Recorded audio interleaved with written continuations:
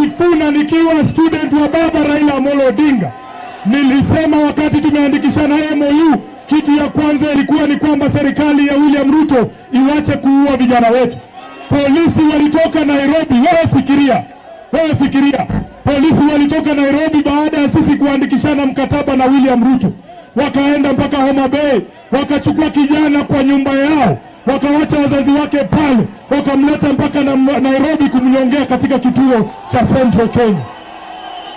Sasa mimi nikasema kama katibu mkuu wa chama ambaye aliandika huo mkataba, siku ile Albert Ojwang aliuliwa, hiyo ndio ilikuwa mwisho wa mkataba wa UDA na ODM.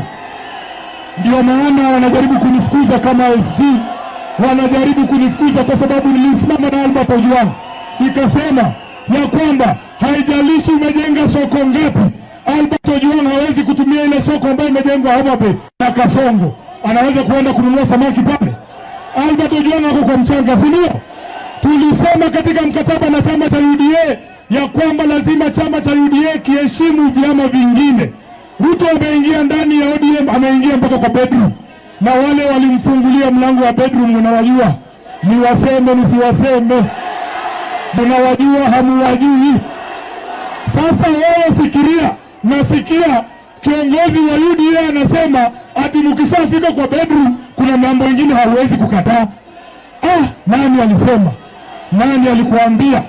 Mimi najua